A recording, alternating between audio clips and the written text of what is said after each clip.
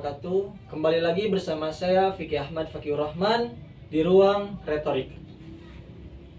Untuk kali ini saya akan membahas mengenai pengaruh teknologi cloud computing pada proses bisnis di Indonesia. Di Indonesia sendiri sudah banyak perusahaan besar maupun UMKM yang mulai beralih ke cloud computing untuk meningkatkan efisiensi dan fleksibilitas dalam bisnis. Untuk lebih lengkapnya, saya sudah mengundang dua narasumber. Langsung saja, saya undang dua narasumber, silahkan. Selamat siang semuanya. Selamat siang. Baik, sekarang di sisi saya sudah ada Ibu Rahmayanti Kulsum dan Ibu Nera Citra Resmi. Mereka merupakan para pengguna manfaat dari teknologi cloud computing. Mungkin teman-teman semua banyak bertanya bagaimana cara UMKM di Indonesia memulai untuk menggunakan cloud computing. UMKM menggunakan layanan cloud computing dengan cara berbasis berbayar ataupun tidak berbayar. Contohnya seperti Microsoft Azure, ada juga Google Workspace. Baik, mungkin teman-teman di sana banyak bertanya bagaimana cara UMKM di Indonesia untuk memulai menggunakan teknologi cloud computing. UMKM bisa dimulai dengan layanan cloud secara gratis ataupun berbayar. Contohnya seperti Microsoft Azure, ada Google Workspace atau AWS. Terus langkah awalnya yaitu menyimpan data ke cloud, dan menggunakan aplikasi akuntansi atau POS berbasis cloud.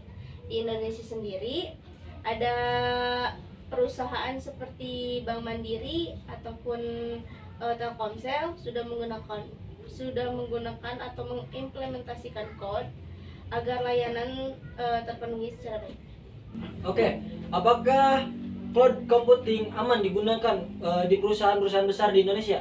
Selama perusahaan itu menyediakan cloud yang terpercaya dan keamanan tambahan seperti autentikasi 2 faktor dan enkripsi data, maka cloud akan sangat aman.